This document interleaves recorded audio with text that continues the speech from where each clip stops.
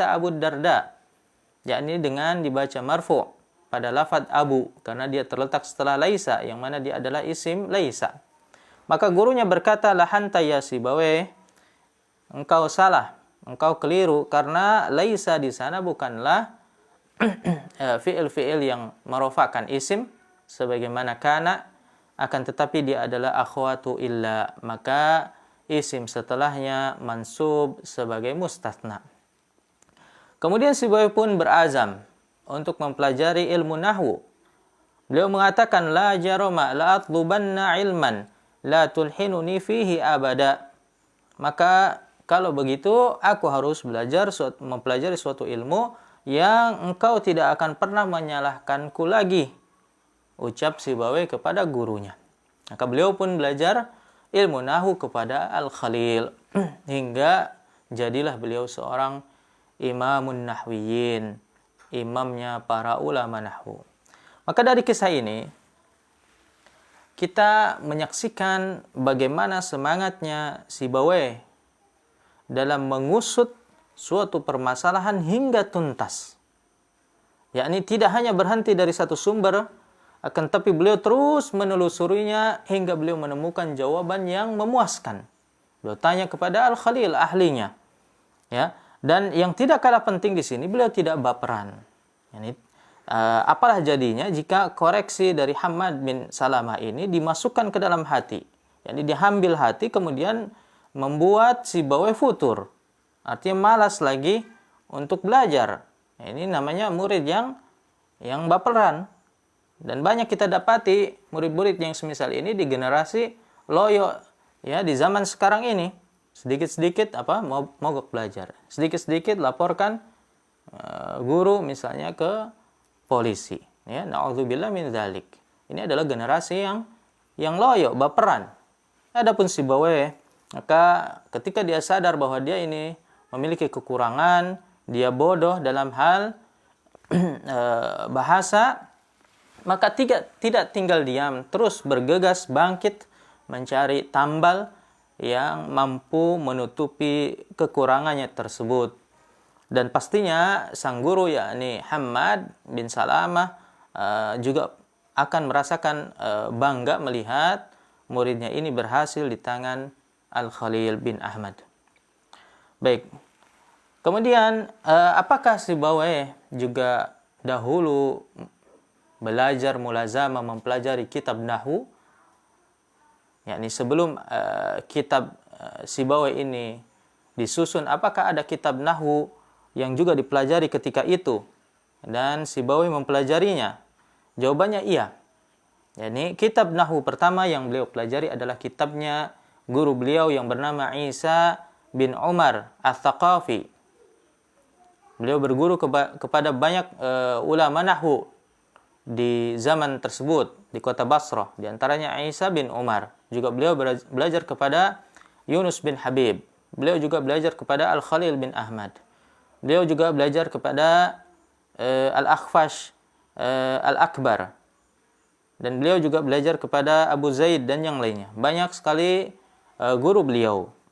Ya, beliau tidak hanya belajar kepada satu guru. Ketika itu beliau belajar kitab gurunya bersama Al-Khalil yang berjudul Al-Jami'. Ini adalah kitabnya Isa bin Umar Ats-Tsaqafi. Wallahu a'lam, akan tetapi kitab ini belum ditemukan hingga sekarang. Ya, akan tetapi banyak sekali disebutkan oleh para ulama bahwa ada kitab yang berjudul Al-Jami'.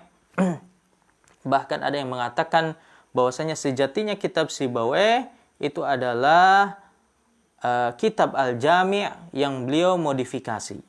Yang diberikan catatan-catatan hasil diskusinya dengan Al-Khalil.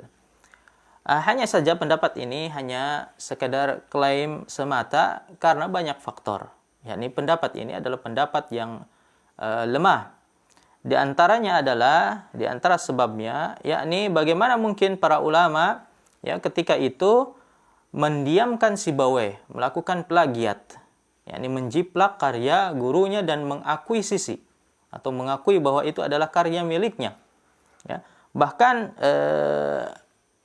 ketika kitab Sibawayh ini selesai dirampungkan, ya, guru beliau Yunus bin Habib tadi sudah disampaikan masih hidup. Dan Yunus bin Habib ini adalah teman sejawat dari Aisyah bin Umar. Maka bagaimana mungkin Yunus ini membiarkan Sibawayh mengakuisisi karya sahabatnya tersebut? Maka tentu ini adalah suatu hal yang mustahil. Di antara fakta terkait kitab Sibawayh ini penting untuk kita ketahui dan mungkin tidak banyak orang mengetahuinya. Pertama, bahwasanya kitab Sibawayh ini adalah kitab yang tidak dikenal di zaman beliau. Nah, ini fakta pertama. Sebagaimana hal ini disampaikan oleh As-Sirafi. Ya, beliau pernah mengatakan, "Hadzal kitab lam yazhar fi hayati Sibawayh." Bahwasanya kitab ini tidaklah dikenal semasa hidupnya penulis, walakinnahu zahara ba'da wafatih. Akan tetapi ia mulai nampak ke permukaan setelah wafatnya Sibawayh. Dan yang pertama kali mengenalkan kitab Sibawayh ini adalah sahabatnya sendiri, sekaligus muridnya, yaitu Al-Akhfash Al-Awsat. Karena memang Al-Akhfash inilah yang mengajarkan kitab Sibawayh kepada sejumlah ulama, tentunya dengan bayaran. Jadi beliau mencari ma'isyah dengan cara mengajarkan kitab Sibawayh kepada orang-orang sepeninggalnya sang penulis. Ya, bahkan Al-Kisai pun secara sembunyi-sembunyi membayar Al-Akhfash untuk mengajarinya kitab Sibawayh dengan bayaran 70 dirham. Kemudian fakta yang kedua tentang kitab Sibawayh, bahwasanya yang memberi nama Al-Kitab atau kitab Sibawayh ini adalah Al-Akhfash, bukan Sibawayh. Perlu diketahui bahwa Sibawayh belum pernah memberi judul untuk kitabnya tersebut. Akan tetapi sepeninggal beliau, kitab ini diberi nama oleh sahabatnya, yaitu Al-Akhfash, dengan nama kitab Sibawayh. Hingga akhirnya kitab ini perlahan demi perlahan dikenal seantero Basrah. Ya, karena memang isinya ini belum pernah didapati di kitab-kitab sebelumnya, sehingga orang-orang mempelajarinya. Ya, dan kalau dikatakan atau disebutkan di kota Basrah terdengar kalimat misalnya qara'a fulanun al-kitab, maka yang dimaksud ini adalah kitabnya Sibawayh. Mengapa kitab ini tidak dikenal di masa Sibawayh? Setidaknya ada beberapa alasan. Yang pertama adalah karena Sibawayh memang belum pernah menulis kitab selain kitab ini. Yani beliau hanya menulis satu kitab saja sepanjang usia beliau, sehingga beliau ini memang tidak dikenal dengan titel seorang penulis. Kemudian alasan yang kedua, bahwasanya buku ini baru ditulis sepeninggalnya Al-Khalil, yakni guru beliau. Ya, buktinya di beberapa kesempatan beliau selalu menyematkan doa kepada gurunya tersebut. Qala Al-Khalil misalnya, rahimahullah, ya, dan seterusnya. Ini menandakan bahwa beliau baru mulai menulis setelah wafatnya Al-Khalil. Dan jarak antara wafatnya Al-Khalil dengan wafatnya Sibawayh ini tidak jauh, sekitar 5 tahun saja. Sehingga jarak yang singkat ini tidak memungkinkan untuk membumikan kitab beliau ini, yakni tidak sempat dalam waktu yang singkat ini untuk mempromosikan atau mentenarkan kitab beliau tersebut. Kemudian sebab yang ketiga, bahwasanya faktanya kitab ini adalah kitab yang belum rampung, belum selesai, yakni belum siap untuk launching. Ya, buktinya apa? Pertama, kitabnya belum diberi judul. Kedua, tidak ada mukaddimah sama sekali. Ketiga, tidak ada penutup. Ya, di mana buku ini langsung diawali dengan bab pertama yang berbunyi hadza babu ilmi mal kalimu minal arabiyyah. Inilah bab ilmu terkait kalim dari bahasa Arab. Ini adalah kalimat pertama yang ditulis dalam kitab Sibawayh. Tidak ada pendahuluan, tidak ada salam, ya, sebagaimana keumuman kitab-kitab lainnya. Kemudian juga kalimat terakhir yang beliau tuliskan adalah al-ma'i banu fulan. Fahudhifal lamu yuridu 'alal ma'i banu fulan wa hiya arabiyyah. Ya, beliau mengatakan bahwa lafaz al-ma' yang sering kali terdengar dari lisan orang Arab adalah singkatan dari alal ma. Al-ma singkatan dari alal ma. Maka ini juga termasuk bahasa Arab yang fasih. Sudah selesai. Ya, tidak ada penutup, tidak ada salam, ya, seakan-akan terputus. Karena memang beliau ini wafat dikisahkan dalam perjalanan dari Baghdad ke Persia, ya, kemudian dikisahkan beliau ini sempat mengalami sakit. Baik, meskipun kitab ini dianggap belum selesai, akan tetapi fawaid yang terkandung di dalamnya ini melebihi kitab-kitab yang sudah sempurna. Ya, karena ia terdiri dari 5 jilid yang tadi sudah saya sampaikan mencakup sekian atau hampir seluruh cabang ilmu bahasa Arab. Ya, tidak hanya terbatas ilmu nahwu maupun sorof, ada balaghah di dalamnya. Kemudian ada fiqhul lughah, ada ilmu ma'ajim, ada ilmu aswat, ada qiraat, kemudian ilmu kitabah dan yang lainnya. Maka karena kitab ini memang belum selesai, beliau pun belum pernah membacakan kitab ini ataupun orang lain membacakan kitab tersebut di hadapan beliau, ya, selain kepada Al-Akhfash, yakni sahabat beliau yang senantiasa menemani beliau, menemani hari-hari Sibawayh hingga beliau wafat. Bahkan terkadang Sibawayh ini meminta Al-Akhfash untuk mengecek, membaca setiap kalimat yang beliau tuliskan, ya, dan ini disampaikan oleh Al-Akhfash sendiri. Kata beliau, kana Sibawayh idza wada'a syai'an min kitabi 'aradahu 'alayya. Yakni Sibawayh setiap kali beliau menulis sesuatu di kitabnya ini, beliau tunjukkan kepadaku, wa huwa yara anni a'lamu minhu wa kana a'lamu minni. Dia mengira aku ini lebih pandai, lebih mahir darinya, padahal dia lebih mahir dariku. Ya, ini adalah bentuk ketawaduan Sibawayh kepada muridnya. Wa anal yawma a'lamu minhu. Adapun hari ini aku lebih pandai darinya. Maksud ucapan beliau anal yawma a'lamu minhu, yakni Al-Akhfash sepeninggalnya Sibawayh, dialah yang mewarisi kitab Sibawayh. Ya, kemana-mana beliau ajarkan kitab tersebut. Sehingga beliau betul-betul mutkin, hafal di mana letak-letaknya dan betul-betul menguasai kitab Sibawayh. Sampai-sampai kata As-Sirafi, "Wat tariqu ila kitab Sibawayh Al-Akhfash." Satu-satunya jalan untuk memahami dan menguasai kitab Sibawayh adalah melalui Al-Akhfash. Sehingga orang-orang, para ulama yang belajar kepada Al-Akhfash, ada kekhawatiran di hati mereka, lama-kelamaan Al-Akhfash ini akan mengklaim bahwa kitab tersebut adalah karya dirinya sendiri. Ya, di antara ulama yang mengkhawatirkan hal ini adalah Al-Jarmi dan Al-Mazini. Ini dua ulama dalam ilmu bahasa yang mempelajari kitab Sibawayh kepada Al-Akhfash. Maka mereka berdua mempatenkan kitab Sibawayh di karya-karya mereka. Yani di buku-buku mereka beliau sampaikan bahwa kitab tersebut adalah milik Sibawayh. Sekarang kita akan berbicara apa sih yang membuat kitab Sibawayh ini unggul dibandingkan kitab-kitab yang lainnya. Yang pertama, bahwasanya Sibawayh ini senantiasa menyandarkan setiap ucapan kepada pengucapnya. Ya, beliau menyampaikan setiap ucapan kepada pengucapnya, jadi lengkap referensinya. Hal ini membuktikan bahwa ilmu yang dimiliki Sibawayh itu ilmu yang kokoh. Karena memang beliau ini mengkombinasikan, memadukan antara dirayah dan riwayah. Yakni antara ilmu dan sanad. Sehingga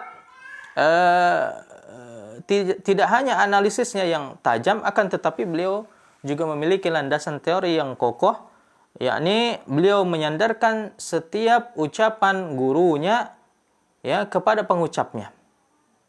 Jadi beliau mengatakan misalnya ini adalah kalam Al-Khalil. Ini adalah kalam misalnya Yunus dan seterusnya. Bahkan suatu ketika tulisan beliau ini pernah dikritik dan dikatakan dusta oleh Yunus bin Habib, yakni guru beliau sendiri. Kata Yunus, "Azunnu hadzal gulama kadzaba 'ala al-Khalil." Menurutku pemuda ini telah berdusta atas nama Al-Khalil. Kemudian ada seorang yang mengompori, ya, menambahi, "Wa qad ruwiya 'anka asya fanzur fiha."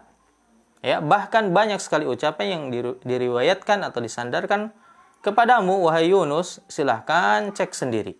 Kemudian Yunus pun mengeceknya dan beliau berkata, "Shadaqa fi jami'i ma qala huwa qauli." Ya, benarlah apa ya semua yang dia katakan itu adalah perkataanku. Kemudian Sa'lab, ya, murid dari Sibawi juga pernah mengatakan al-usul wal masail fil kitab lil Khalil. Ya, asas-asas dan permasalahan yang ada dalam kitab Sibawi adalah milik Al-Khalil. Ya, saking banyaknya beliau menukil dari ucapan gurunya. Ya. Maka kitab Sibawi ini sebetulnya hasil kompilasi pengumpulan dari ilmu guru-gurunya dan juga hasil dari pemikirannya. Ya, dan beliau ini tidak pernah melakukan plagiasi, ya, menjiplak tanpa menyebutkan sumbernya. Beliau sampaikan jika itu memang ucapan gurunya. Misalnya Sa'altul Khalil, aku bertanya kepada Al-Khalil, atau qala thiqah, ya, orang yang terpercaya berkata, maksudnya adalah Yunus bin Habib, atau za'ama Isa ibnu Umar, Isa bin Umar, yaitu guru beliau berpendapat, ya. Tetapi kalau beliau hanya menyebutkan qala saja, ya, yang beliau maksud adalah Al-Khalil. Maka dari itu tidak heran jika ilmu beliau ini diberkahi, yakni ilmunya langgeng dan terus mengalir pahala kepada beliau selama kitab ini dipelajari, ya, karena kitab ini adalah rujukan wajib dalam ilmu nahwu. Dan ini sebagaimana ucapan Al-Imam Ibnu Abdul Bar, "Inna min barakatil ilmi an tudhifa syai'a ila qailih." Bahwasanya di antara sebab keberkahan ilmu itu adalah engkau sandarkan ucapan kepada pengucapnya, ya. Jadi jangan pelit-pelit, jangan gengsi mengatakan bahwa ini adalah qaul fulan, supaya apa? Supaya ilmu kita ini diberkahi, tidak hilang begitu saja, bahkan menjadi amal jariah kelak kita jika memang banyak orang yang mengambil manfaat darinya. Kemudian keunggulan yang kedua dari kitab Sibawi adalah bahwasanya beliau ini mengambil data dari sumbernya langsung, yakni dari orang Arab Badui.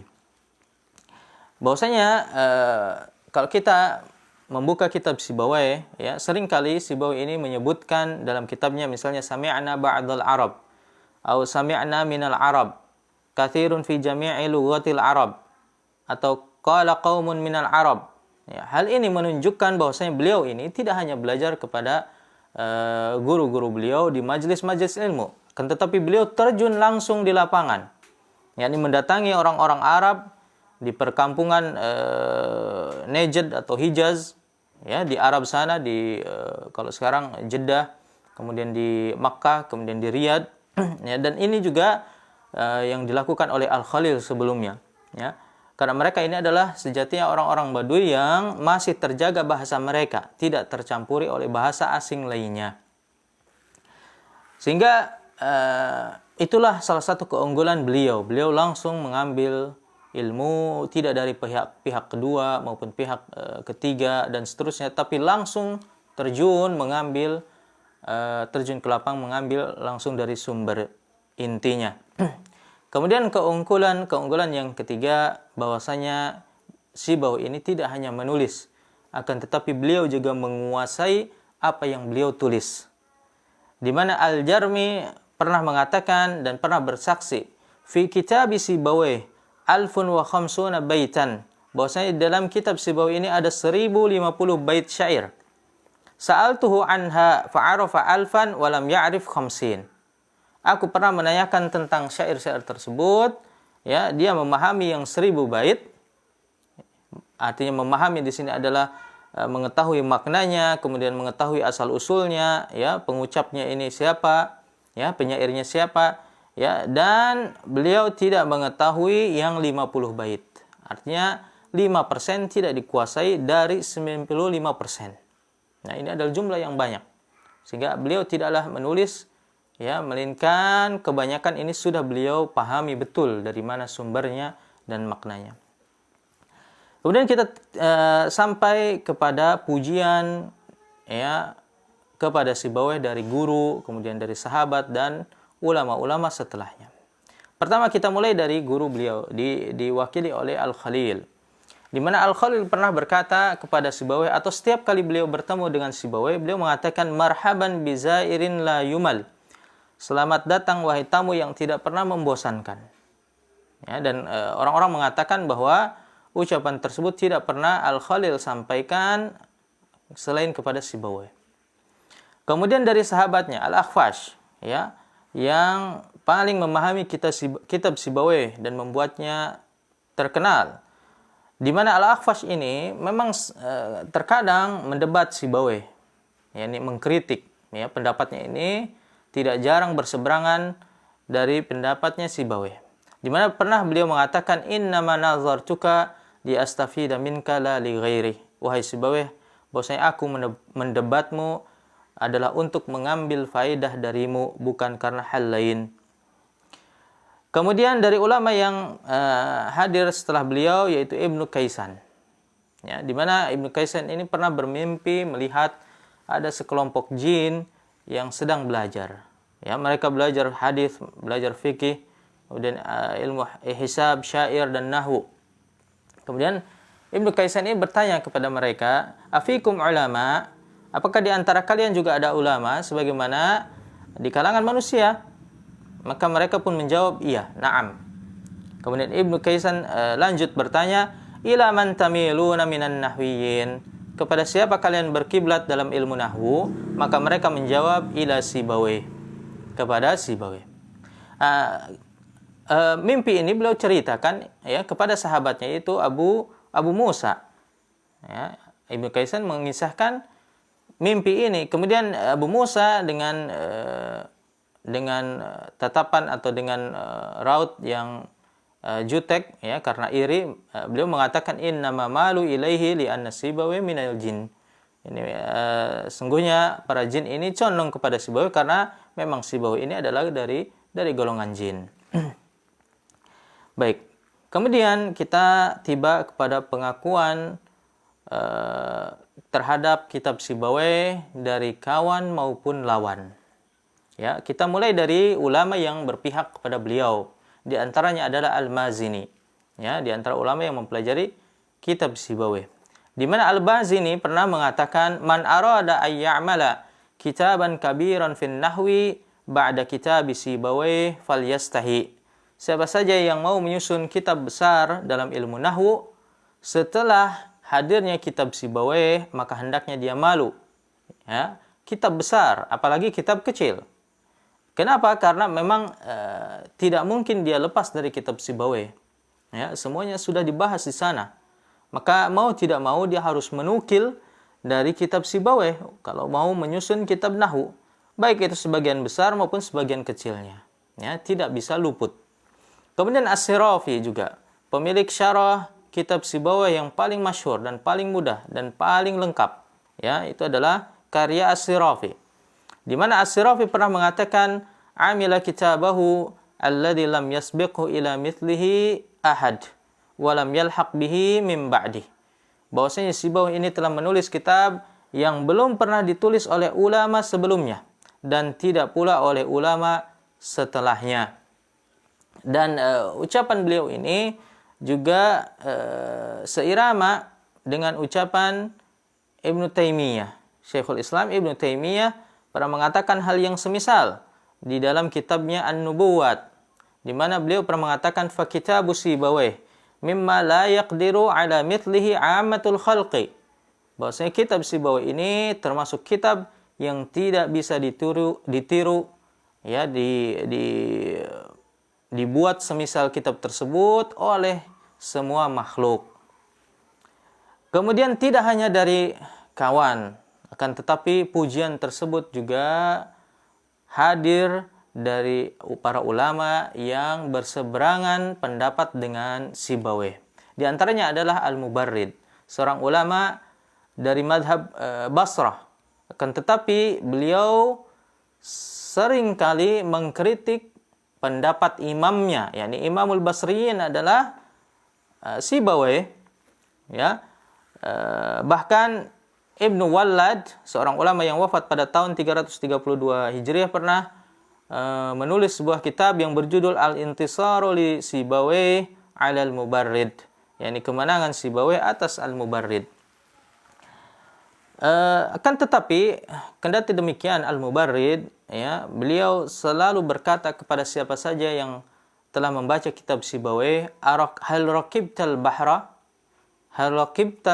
bahra, apakah kamu telah menaklukkan lautan? Ya, beliau samakan kitab Sibawayh dengan apa? Dengan lautan sebagai bentuk pengagungan. Kemudian Al-Farra, Imamul Kufiyin, ya, salah satu imam madhab Kufah yang seringkali pendapatnya ini menyelisihi pendapat Sibawayh. Dikisahkan setelah wafatnya Al-Farra, kitab-kitabnya ini dijual. Ya, dan di antara ulama yang memborong kitab Al-Farra ini adalah Al-Jahid. Al-Jahid, ulama bahasa juga. Di mana Al-Jahid pernah mengatakan wujida tahta wisadatihi kitab Sibawayh. Bahwasanya aku dapati ada kitab Sibawayh di bawah bantalnya Al-Farra. Ya, diam-diam Al-Farra mempelajari kitab Sibawayh. Demikian juga Al-Kisai, ya, di mana para ulama menyimpulkan bahwa sebab terkuat mengapa Sibawayh ini wafat adalah karena kekalahannya dalam berdebat dengan Al-Kisai. Ya, selepas berdebat dengan Al-Kisai, kalah, kemudian beliau pulang ke kampung halaman, tidak lama kemudian beliau wafat, meninggal. Ya, dan tadi sudah disampaikan Al-Kisai juga diam-diam mempelajari kitab Sibawayh bersama Al-Akhfash. Ya, maka demikianlah sifat seorang penuntut ilmu yang ikhlas, tidak akan pernah gengsi mengambil ilmu dari lawannya. Terakhir adalah terkait akidah Sibawayh. Ya, banyak sekali yang mengklaim bahwa Sibawayh ini adalah berakidah Syiah. Bahkan hingga sekarang bertebaran di website-website orang-orang Syiah. Ya, bahkan ada juga yang mengklaim dari kalangan Mu'tazilah. Hal ini dikarenakan mereka mengira karena Sibawayh ini berasal dari Persia, dari Iran, ya, maka dia bermanhaj Syiah. Akan tetapi perlu diperhatikan, beliau ini hijrah bersama orang tuanya ke Basrah untuk menuntut ilmu. Dan di Basrah ini banyak sekali ulama ahlu sunnah. Sejumlah ulama ahlu sunnah di sana menjadi guru beliau, di antaranya Al-Khalil. Kemudian Hamad bin Salamah, ya, mereka ini adalah ahlu sunnah wal jamaah. Maka beliau ini Sibawayh ini adalah seorang sunni yang tulen. Di antaranya banyak sekali kesaksian para ulama terkait kesunnian beliau, yakni ucapan Ar-Riyasi, di mana beliau pernah mengatakan kana Sibawayh sunniyan ala sunnah. Sibawayh ini adalah seorang sunni, berdiri di atas sunnah. Dan di masa itu, ya, belum ada firqah-firqah yang semisal sekarang ini yang dia nampak sunni ternyata bukan, ya. Ketika seorang disebutkan sunni dan dia di atas sunnah, maka maknanya dia terjauh dari setiap pemikiran ahlul bid'ah wal hawa. Ya, dia betul-betul kokoh di atas sunnah. Demikian juga Abdul Qahir Al-Baghdadi pernah bersaksi Sibawayh minal ladina lam yukhallitu ilmahum bidzalik. Bahwasanya Sibawayh ini termasuk orang yang tidak mencampur adukan ilmu mereka dengan hal tersebut, yakni bisyai'in min bid'il qadariyah awil rafidah awil khawarij wa man mala minhum ila syai'in minal ahwa'id dhallah. Ya, yakni dari mereka yang senantiasa mencampur dengan bid'ah qadariyah, kemudian rafidah, kemudian khawarij, dan firqah-firqah yang condong kepada hawa nafsu yang menyesatkan. Demikian juga Al-Imam Asy-Syatibi pernah mengatakan kana sunniyan fi madhab akhadha an jama'atin min ahli an-nahwi wal lughah wal Qur'ani wal hadith. Bahwasanya Sibawayh ini adalah seorang bermadhab Sunni, mengambil ilmu dari sejumlah ahli nahwu, lughah, Al-Qur'an dan al-hadith. Nah, demikianlah sekilas biografi terkait Sibawayh. Yang jelas beliau ini memiliki seorang ulama yang memiliki usia kedua melalui kitabnya. Meskipun beliau tidak dikenal semasa hidupnya, akan tetapi beliau berhasil menanam investasi besar sebelum wafatnya, yang setiap orang ketika mempelajarinya, menukil darinya, maka sejatinya dia telah mengirimkan pahala kepadanya, rahimahullahu rahmatan wasi'ah. Dan perlu dicatat, beliau ini bukan orang Arab, akan tetapi dengan kitabnya ini beliau mengungguli semua orang Arab atas izin Allah. Semoga kisah ini menjadi inspirasi kita bersama dalam semangat mempelajari bahasa Arab. Wassallallahu ala nabiyyina Muhammad wa ala alihi wa ashabihi wasallam. Wassalamualaikum warahmatullahi wabarakatuh.